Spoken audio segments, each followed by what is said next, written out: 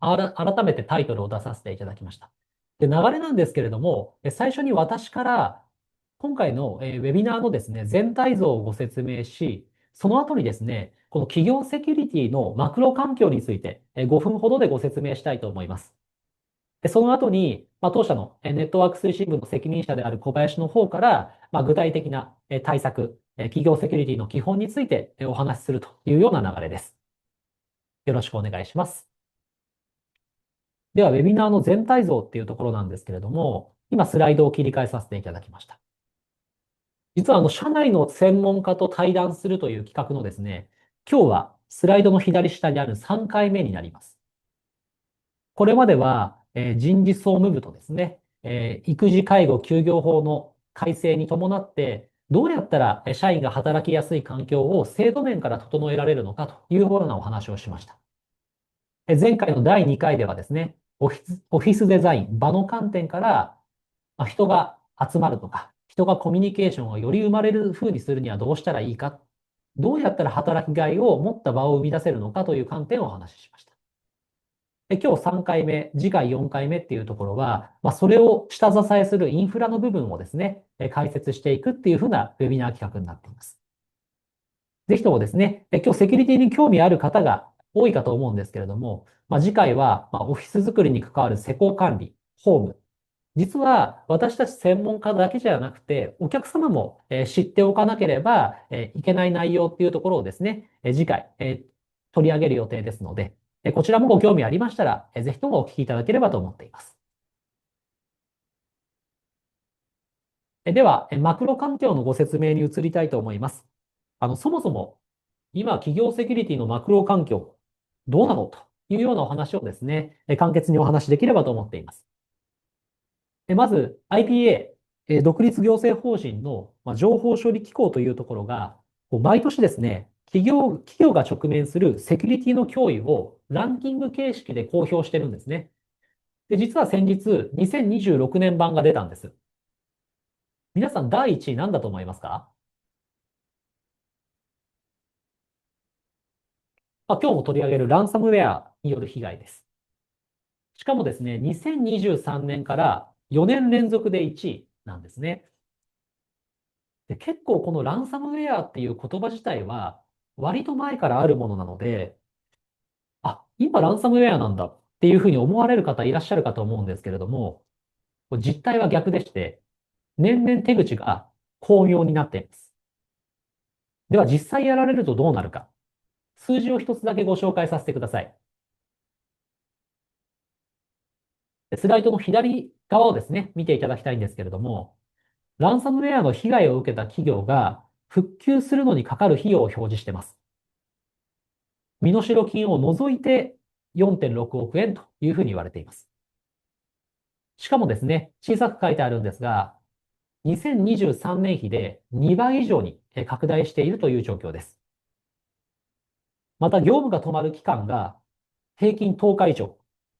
1ヶ月以上かかった企業が約半分というふうに言われています。スライドの真ん中です。そしてスライドの右側。セキュリティ被害っていうふうに言うとですね、大企業が対策するものというふうに以前は思われていたんですけれども、中小企業での被害件数というのがもう30%以上増えています。ですから狙われているのは大企業だけじゃないということがですね、このデータからも見えてきます。その証拠にですね、何が起きているかっていうと、日本のサイバーセキュリティ市場規模というのがめちゃくちゃ今伸びています。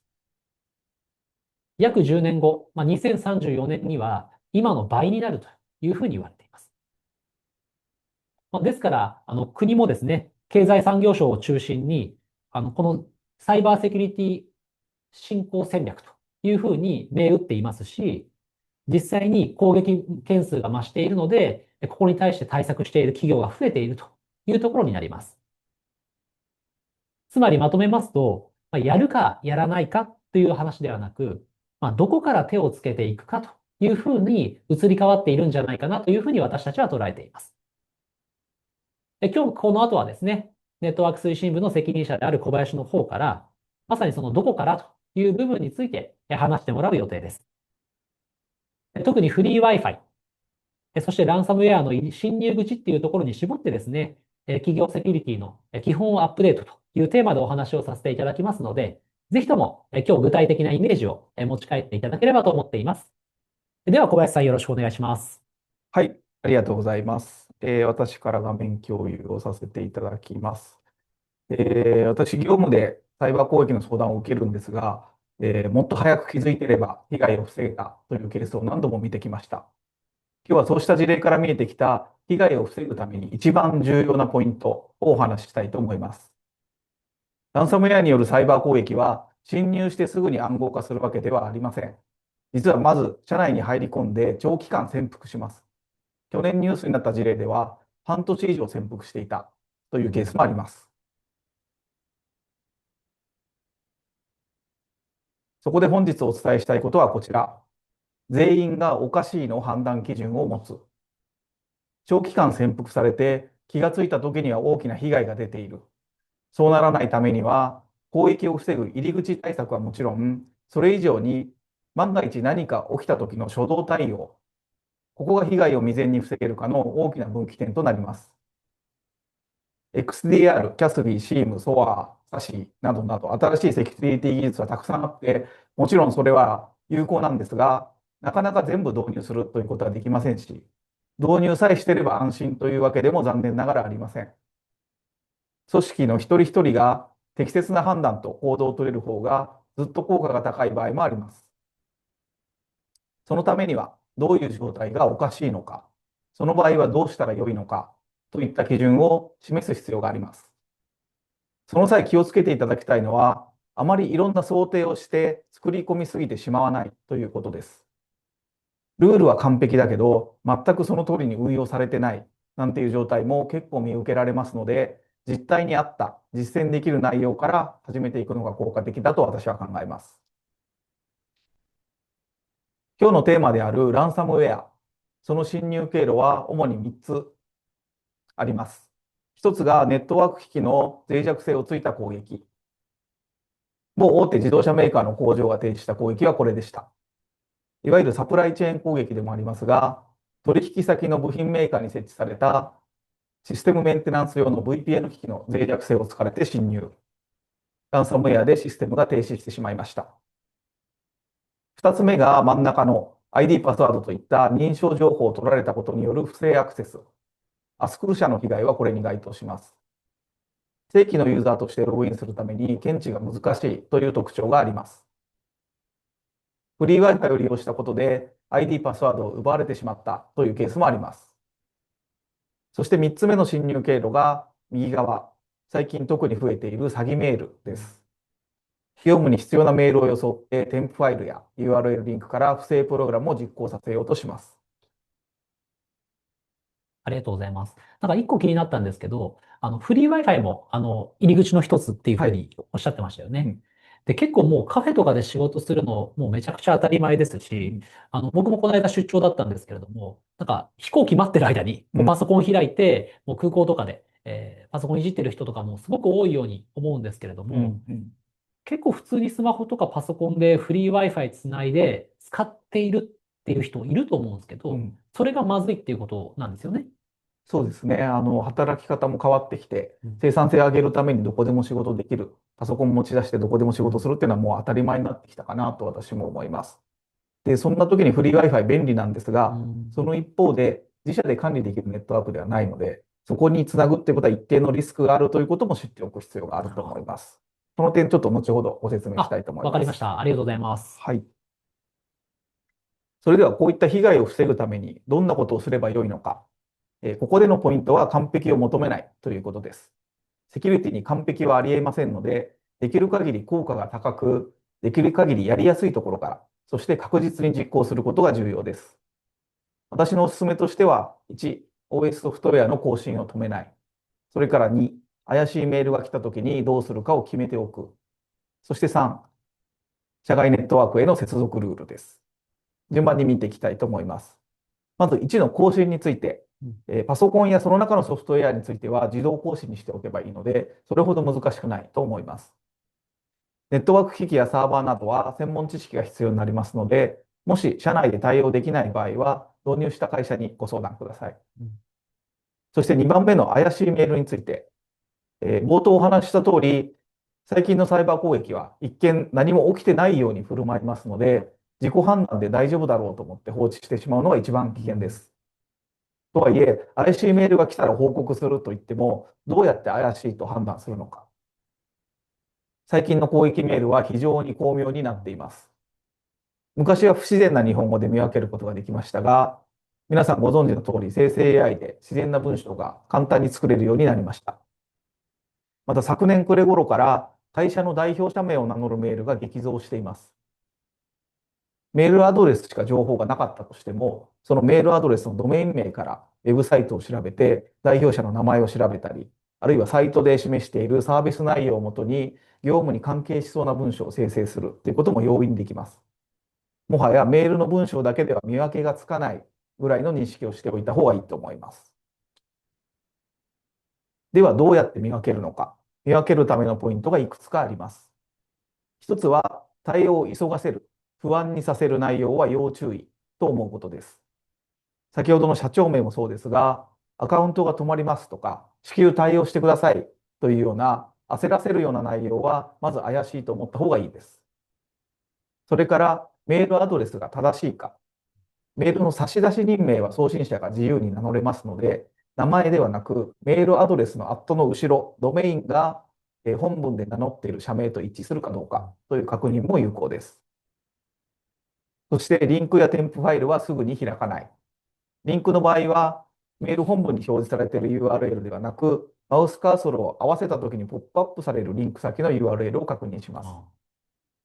これもその URL のドメインが社名と違うか。違う場合は、危険なサイトへの誘導の可能性があります。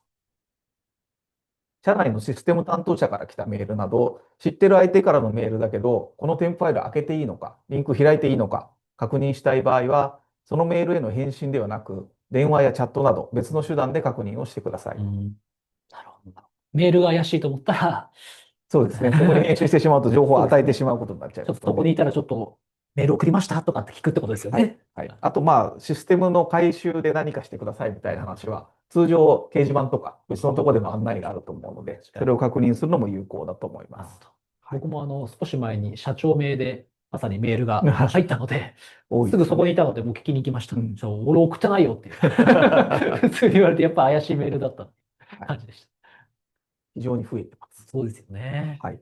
で、これら確認してですね、少しでも何かおかしいと思った場合、これは一人で判断せずにセキュリティ担当に連絡する。これが大事なことになります。で、これだけ見分けるポイントあるんですが、それでもやっぱり開いちゃうってことあると思います。なので、気づかずに開いてしまった場合の初動対応、これが大事になります。何度もお話ししている通り、攻撃を実際に受けても一見何も起きないっていうことが多いので、添付ファイルを開いたのに何も表示されないとか、一瞬何かが表示してすぐ消えたとか、リンクをクリックしたらいつもと違う画面が出たとか、なんか表示されかけて途中で消えたとかですね、メール開いたら見覚えのないアプリの画面が開いたとか、とにかく自分が意図してたことと違う動きをパソコンが何かしたなと思ったら、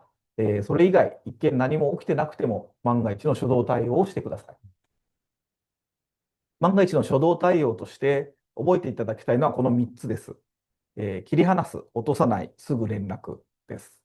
切り離すというのは、ネットワークからの切り離し。有線 LAN であれば LAN ケーブルを抜く。無線 LAN であれば Wi-Fi を無効にする。で、感染の拡大とか情報漏洩を防ぎます。無線 LAN は切断だけしても再接続してしまう可能性があるので、無線機能をオフにする必要があります。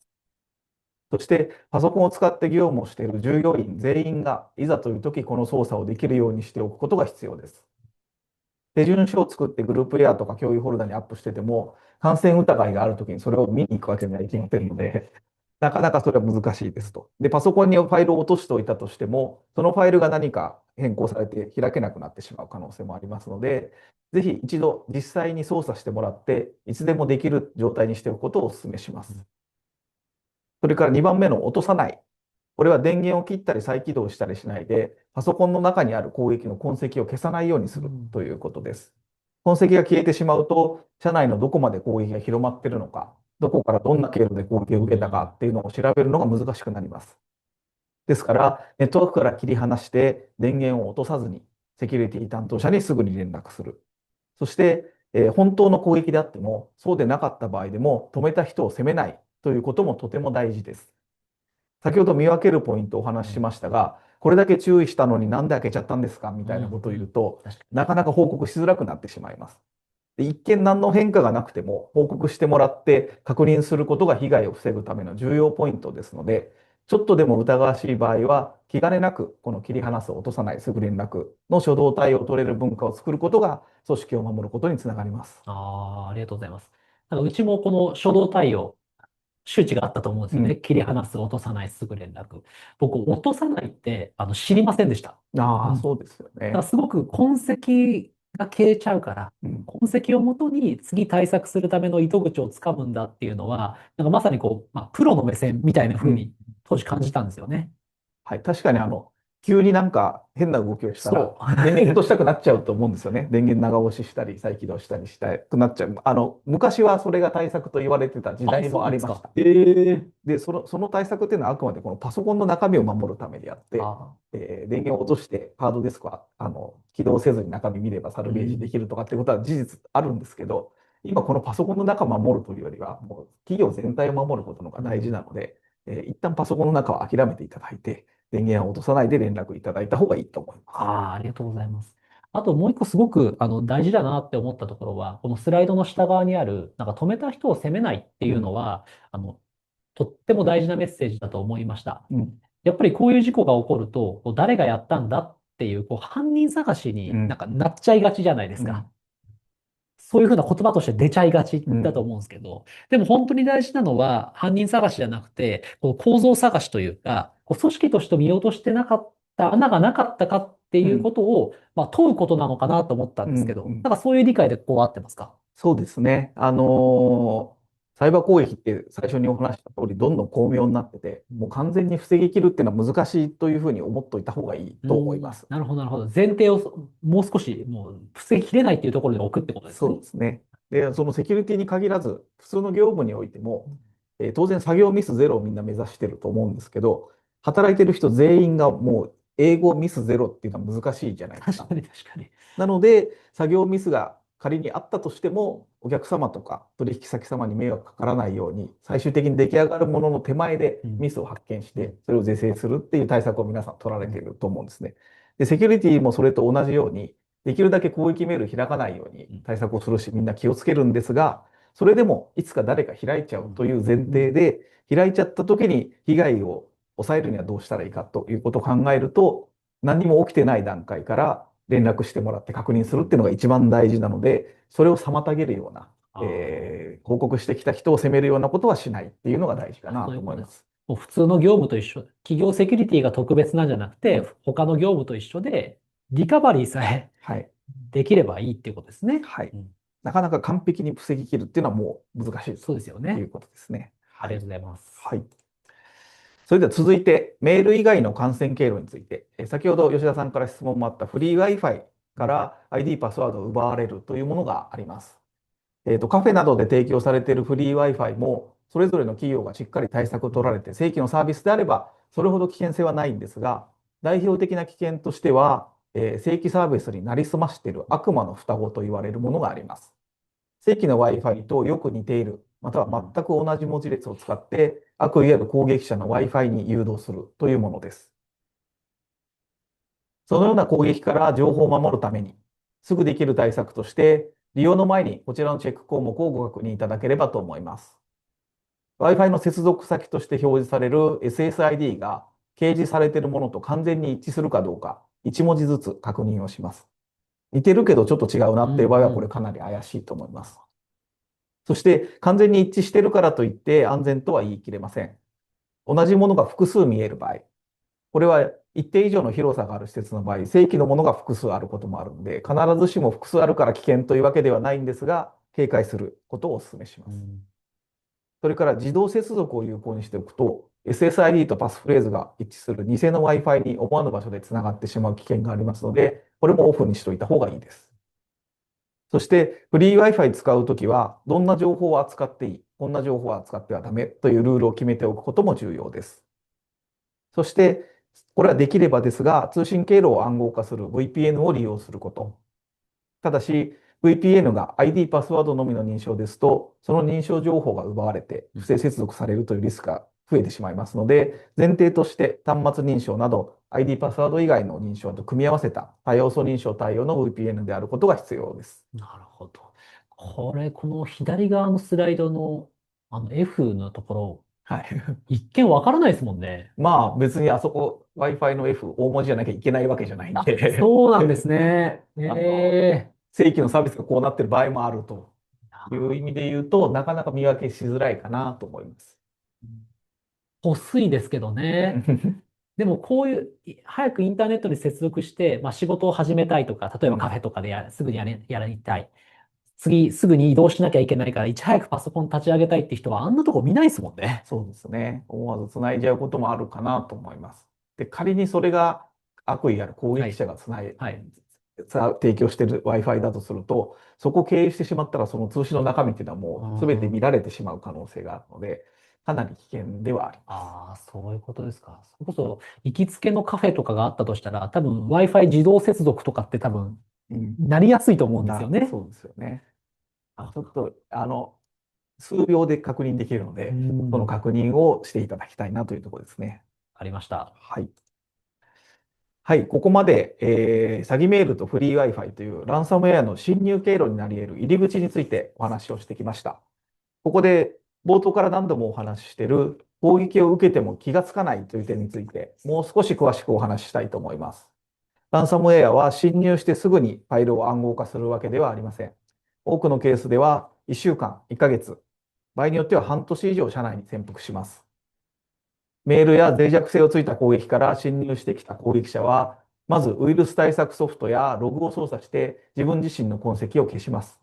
それによって発見されずに自由にネットワーク内を探索して感染を広めて、管理者権限などより強力な攻撃ができるアカウントにたどり着いたら、機密情報を盗み出して、それを外部に送信して、さらにはそこを踏み台に別の組織に攻撃を行ったりっなるほていうあらゆることをやり尽くして、最後にファイルを暗号化して身代金を要求するという流れです。ですから、身代金要求のメッセージが表示されたときには、ど。うん。もうすでにかなり大きな被害が出てしまっている可能性があります。そうならないためには、最初に攻撃を受けた時のわずかな違和感に気づけるかどうか、ここが重要ポイントになります。違和感に気づくことさえできれば、先ほどお見せしたこちらの初動対応、PC に目に見える変化がなくても、怪しいメールを開いてしまったかもしれないという段階で、ネットワークから切り離して電源を落とさずに、すぐにセキュリティ担当に連絡する。結果として感染しててもしていなくても、メールや添付ファイルを開いてしまった人を責めない文化が組織を守る上で重要になります。はい。で、ここで一つバックアップについて補足したいと思います。バックアップ取ってるから大丈夫ですよねっていうご相談よくいただくんですが、はい。ランサムウェアの被害では、バックアップ自体が暗号化されてしまうというケースも少なくありません。うん。このスライドの左側の図のように、パソコンやサーバーからバックアップ先に直接アクセスできてしまう構成になっていると、攻撃者はその経路をたどってバックアップのデータまで一緒に暗号化してしまいます。そこで右側に書いてあるのが最低限押さえておきたい考え方です。ポイントは、バックアップをサーバーから送るのではなくて、バックアップ装置からサーバーに取りに行く形にする、いわゆるプル型バックアップというものです。それから、普段使う ID ではバックアップに書き込めないようにアクセス権を分けること。そしてこれは構成によって可能かどうかなんですが、バックアップを取った後に接続を外す、常時接続しないというのも有効です。うん。キーワードとしては触れないバックアップと覚えていただけたらいいかなと思います。ああ。僕バックアップ取ってれば、安心っていうふうに思ってたんでうん。すね。もしかしたら今日、ご参加いただいている方々でも、そう思っている方がいるのかなと思うんですけれども、でもそのバックアップも暗号化されてしまうんですね。こう、被害に巻き込まれるっていうことなんですね。そうですね。ここ、んご説明あったかと思うんですけど、ちょっとイメージが湧きにくかったので、うん。どうしてバックアップまでこう被害が及んじゃうのかっていうところを、うん。うん。なんかもう少し説明いただいてもいいですか？はい、わかりました。ありがとうございます。仮にパソコンがランサムウェアに感染したとします。はい。そうすると、そのランサムウェアはまずそのパソコンの中のファイルをどんはい。どん暗号化してしまうはい。わけですが、同時にそのパソコンの今ログオンしているアカウントでアクセス可能なネットワーク上のファイルも探しに行っはい。て、はい。アクセスできるところは全部暗号化しようとなるほど。試みます。それによって、ファイルサーバー上の共有ファイルも暗号化されちはい。ゃうわけなんはい。ですが、仮にそのパソコンからバックアップのデータにも日頃アクセスできるようにしておくはい。と、はい。そこも当然アクセス可能なので、はい。バックアップのデータも暗号化そうされてですよね。しまうということが起きます。で、パソコンからじゃあバックアップは普段見る必要がないので、アクセスできないように止めましたと。うん。それで大丈夫かというと、ランサムウェアそのものもネットワーク上でどんどん広まっていきますうん。ので、ファイルサーバーがランサムウェアに感染してしはい。まう可能性もあります。はい。そうなった時に、バックアップをファイルサーバーからバックアップ装置に送るはい。形で取っていると、当然ファイルサーバーからバックアップ装置にアクセスができますので、はい。ランサムウェアに感染したファイルサーバーがバックアップデータを暗号化してしまうああ、というなるほど。ことが起こる。迂回路を取るってことですね。ファイルそうです。サーバー経由でバックアップ装置に行くって。はい。あなので、それを防ぐためには、ファイルサーバーからバックアップ装置にデータを送るのではあ。はい。なくて、ファイルサーバーからバックアップ装置とか、パソコンからバックアップ装置のアクセスは止めておいて、バックアップ装置側からファイルサーバーにデータを取る。ああ、そう、あ、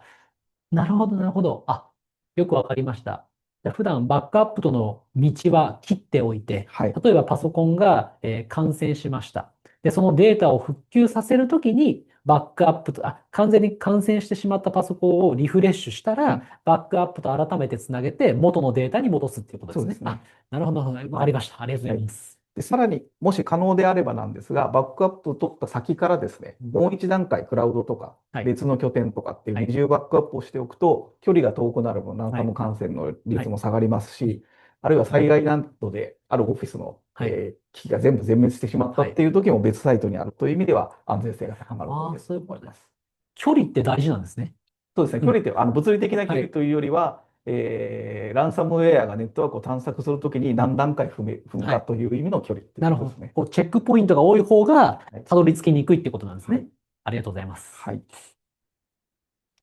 はい、もう一つ補足です。ランサムウェアとの話になると、万が一被害に遭ってしまった場合、身代金を払うべきかどうかっていう議論が出てくるかなと思います。ただ、このスライドにある通り、実際には払っても元に戻るという保証はありません。不合機が送られてこないケースや、データが壊れているというケースも多く報告されています。また、一度支払ってしまうと、支払う会社と認識されて、追加の要求をされた事例もあります。そしてもう一つが、支払ったお金が犯罪組織の資金源になって、結果として被害を拡大させてしまうという点です。これは企業倫理の問題だけではなくて、相手によっては外為法やテロ資金供与罪といった、法律に問われる可能性があります。そのため基本的な考え方としては一番下にある交渉すらすべきではないうん。と私は考えます。だからこそ今日お話してきた初動対応や日頃の運用が重要になります。なるほど。結構企業でも支払っうん、ちゃった例とかありますよね。あると思います。はい。あんまりこう公表しない傾向が多いんではい。すが、いろんなお話を聞くと、はい。払ったけど追加で要求されたそう何百億ですよね。みたいなお話も結構聞きそうですよますね。ね。危ないと思いはい。ます。はい。気持ちはわかるんです。大事なデーそうですよね。タなので、はい。戻したいのはわかるんですけど、そうですよね。払ったところでリスクが増えるだけで、はい。保証は何もないというとこうん。ろで言うと、払わない方がいいと思います。そうですよね。はい。はい、最後に本日のまとめです。今日お話しした内容、特別なシステムが必要な対策ではありませんし、組織の運用と意識でできる対策だと思っています。メールやフリー Wi-Fi といった攻撃の入り口はたくさんあって、日に日に巧妙化しています。ですから、従業員全員がそれを100%避けるっていうのは現実的にはかなり難しくて、引っかかってしまった時にまずどうするか、初動対応が被害の大きさを左右します。また、どれだけ対策ツールを導入しても、それだけで防げるものではなくて、運用が伴う必要がありますので、うん。セキュリティは IT 部門だけではなく、組織全体、全社員の問題として、日頃から適切な判断ができるように、セキュリティ意識の浸透を図る必要があります。今日は高額な費用や長い準備期間を必要とする対策ではなく、すぐに実践できて効果がある内容をお伝えしてきたつもりです。ぜひ、お伝えした内容を社内にも持ち帰っていただき、御社のセキュリティが高まる一助になれば何よりです。セキュリティ対策はツールだけでは守れません。社員全員がおかしいに気づける組織を作ること。それが一番の対策だと思います。ありがとうございます。はい、小林さんありがとうございました。今、企業セキュリティの基本をアップデートするっていうテーマでですね、お話をしていただいて、私も気になる点は質問と確認をさせていただいたんですけれども、このスライドの中でキャッチアップできなかったというか、さらに聞いてみたいことっていうのを、問いとして、この後小林さんに聞いていきたいと思いますので、ぜひとも引き続きお付き合いのほどよろしくお願いします。では、私の方で改めて、画面共有をさせていただきます。もう早速なんですがっていうところで。ね。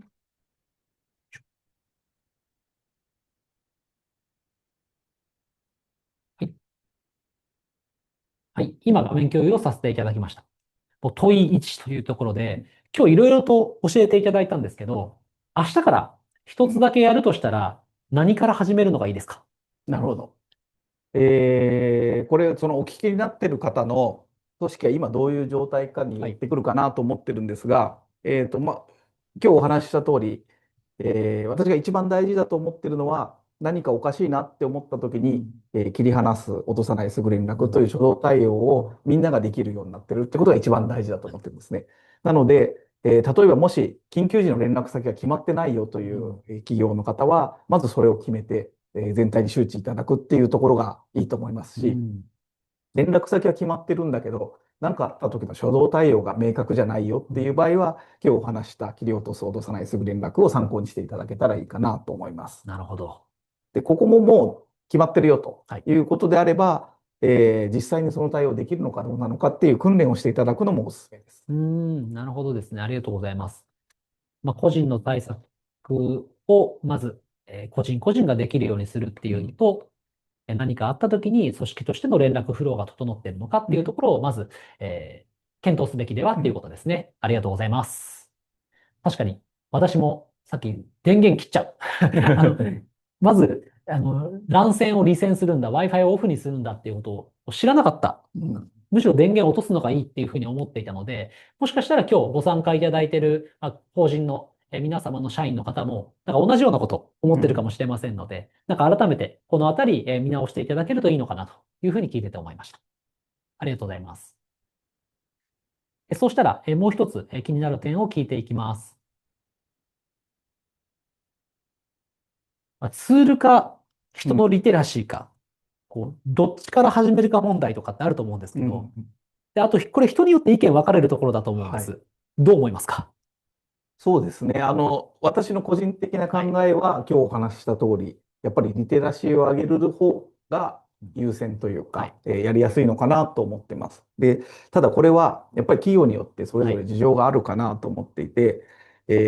最終的にはどんな企業も、技術的対策と運用とルールといったような組織的対策と、今日はあんま触れませんでしたけど、入隊管理とか、あ耐あ、震固定みたいな物理的対策と、その3つ揃ってないと、十分な対策とははい。言えないんですが、どこから手をつけていくのかが効率的かっていう考え方かなはい。と思っていて、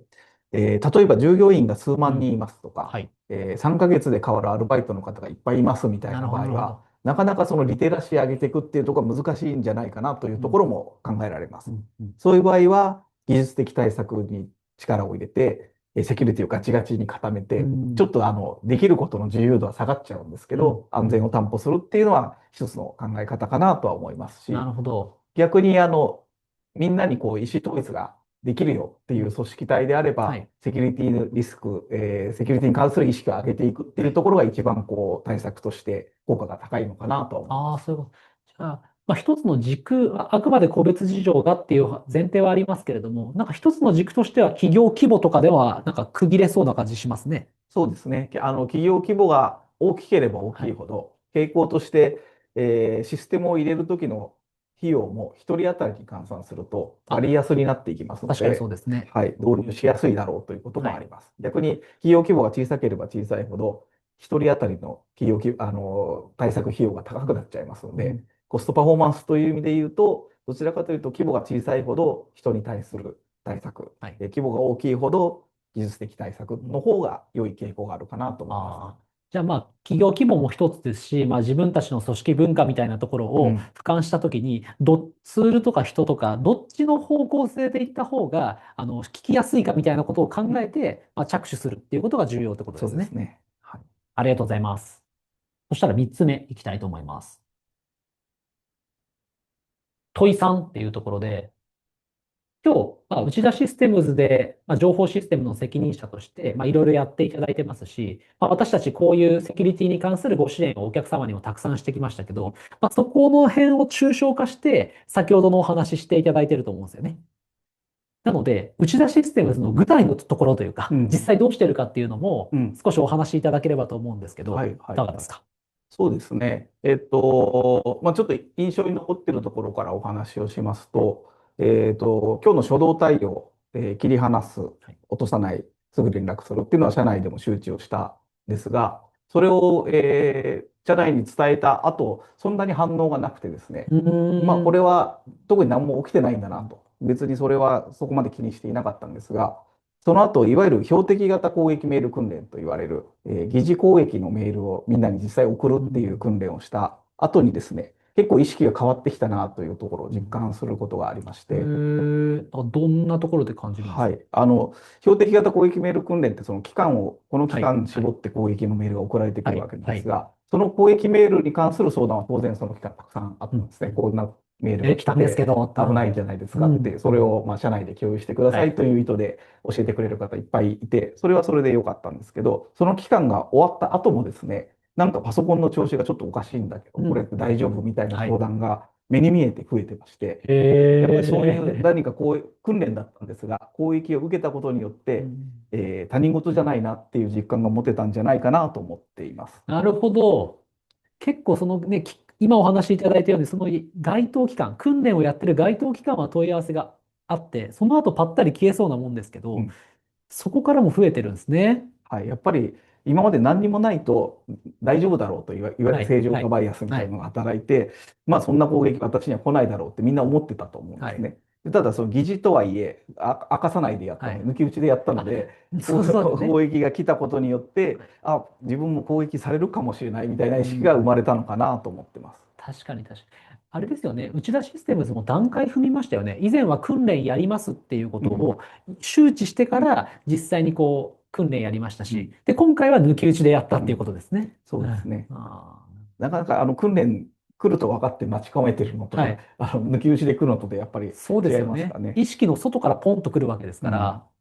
ら、そこでちょっと多分心がドキッとしたというか、だからその後のパソコンの挙動とか一つでも、もしかしたら、悪意のあるソフトウェアに感染したんじゃないかっていうふうに疑うリテラシーが上がったっていうことですね。そうですね。はい。あとちょっともう一つ、ご紹介しておきたいのが、今日お話ししたこの初動対応の話とはちょっとずれて、どちらかというとガチガチに固める方の技術的対策なんですけど、今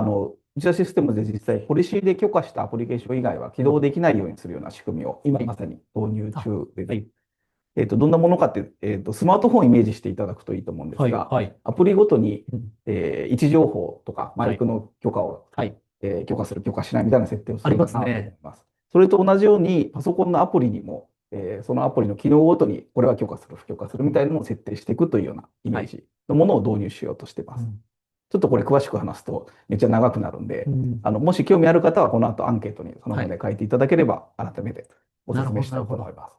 ちょっとあまりなんだこのアプリはっていうふうな不確かなものを、組織的にそう弾けるというか、ちゃんと確認ができるような仕組みっていうことですね。そうですね。なるほど、なるほど。ありがとうございます。そしたらですね、もう一つ私質問用意してるんですけど、Q&A で今来てるかな。今まだQ&A で来ていませんので、私の質問を続けられたらなっていうふうに思っています。ぜひともですね、今日基本の部分をですね、ご説明させていただいてるんですけれども、もっとこういうものはとか、うちはこうなんですけど、どう思いますかとかっていうのが、ぜひとも質問あれば、お願いできればなと思ってます。結構ですね、過去いろんなウェビナーを私やってきたんですけれども、満足度ちょっと低いですというのも結構たまにあるんです。ありがたいことに高評価いただいてるんですけど、その中で自分たちの実態と大きく乖離していたから期待外れでしたっていうふうに書いていただいていることが多いんですね。なので、その期待してた部分が聞けなかった。だとしたら、ぜひともこの質問の機能を使って、ご自身が聞きたいことをですね、ぜひ聞いて、ご自身の満足度をご自身の質問で高めていただくっていうことを、やっていただけると大変ありがたいなっていうふうに思ってます。では、私のもう一個用意した質問の方に移りたいと思うんですけど、これです。はい。セキュリティ対策重要だあと分かりました。あ、はい。ただ、何回言っても倫理通らないんですと。うん。どうすればいいですかっていう話です。はい。これも結構よく聞くお悩みで、うん。担当の方、セキュリティとか情報シスはい。テム担当の方は、当然会社のためを思って、このままだと危ないではい。すよと、それで倫理申請をするわけなんですが、よく聞くセリフとしては、経営者がセキュリティとか情報システムの知見が少ない、うんうん薄いうん。とか、興味がないんで、なるほど。通してくんないんですみたいなことをよく聞きます。なるほど。分かってないんだっていううん。やつですね。はい。はい。で、これに関して言うと、承認するはい。経営層の方というのは、うん。確かに情報システムの専門家とか、情報セキュリティの専門家ではないので、そうですよ技ね。術的なことはあんまりわからないケースは多いかなと思います。で、ただ、経営者ってリスクに関する、興味とか関心っていうのは人一倍高いはずなはい。ので、えー説明するときにですね、ここがこういう仕組みで技術的にどうなんですという説明よりも、このままだと会社がどうなっちゃいますよとか、事業継続が危ないですよみたいなリスクベースの説明ができると通りやすいんではないかなと私としては思っああ、そういうことています。ですね。専門家の話を、なんだろうな、そのまま聞くと、やっぱりその知識がない人は入ってこないでうん、すもんね。まあ、経営者の方であれば、当然、目指したい、企業として目指したい姿があって、まあ、そのために考えられる経営リスクみたいなのがあって、でそれを解消できるから、こういう対策をすべきです。うん、そうすることで、自分たちが今掲げている目指したい姿に、たどり着きやすくなるというか、たどり着く確率を上げられますみたいな、うん、この経営課題みたいなものとか、経営層の方が頭で思い描いていることと、ちゃんとこの施策を接続してあげると、まあ、通りやすいんじゃないかっていう話そうでですよね。すね。はい。セキュリティはこれ私も経験あるんですが、セキュリティに投資しても何にも変わらないので、うん。被害を未然に防ぐための投はい。資だから、お金かけたことの評価が難しくてはい。ですね、通常の投資って、情報セキュリティ、情報システムの投資っはい。て、これを投資したらこれだけ効率が上がって成果が出て、はい。これでペイできますっていう論法で普はい。通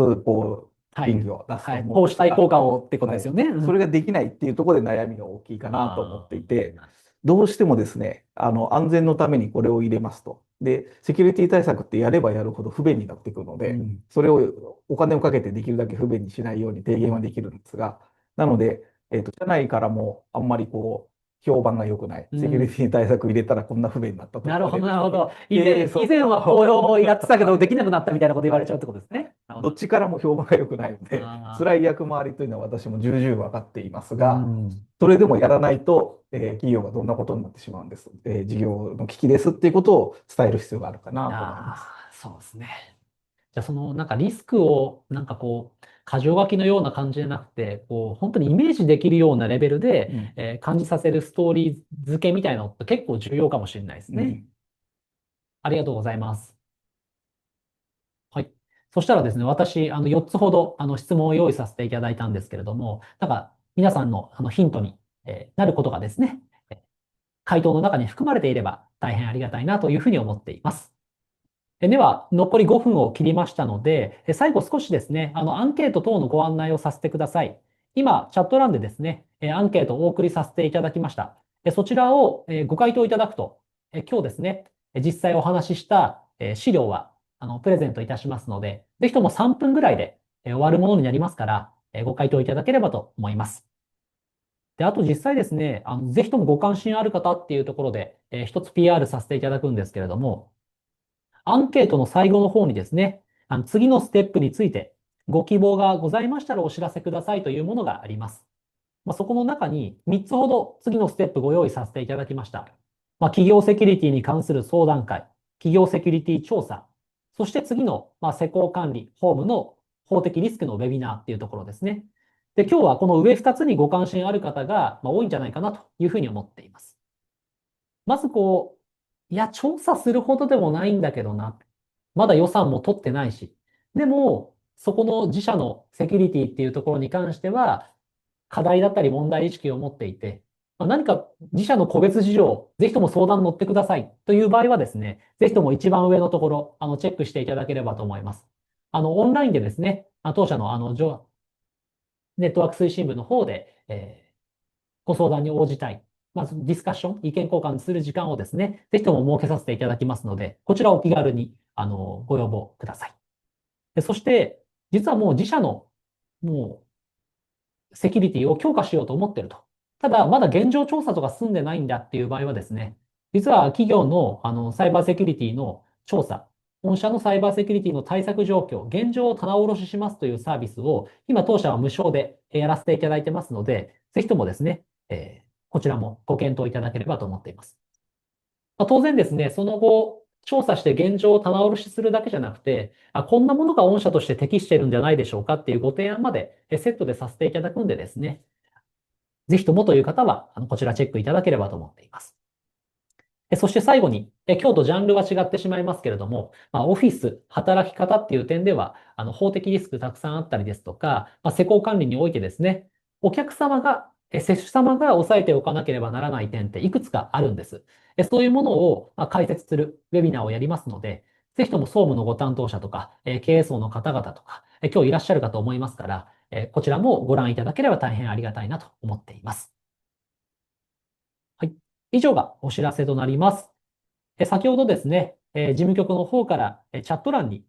アンケートのリンクを送付してますので、ぜひともご記入いただければと思っています。繰り返しになりますけれども、ご記入いただいた方には、今日お話しした資料を差し上げますし、なんか私は今日小林が使った資料をですね、社内の他のメンバーに今日聞いていただいた方が説明していただくっていうだけでも、ルールだとかリテラシーを上げるっていうところだと、とても効果を発揮するんじゃないかなと、個人的には思いますので、ぜひとも、ご活用いただければと思います。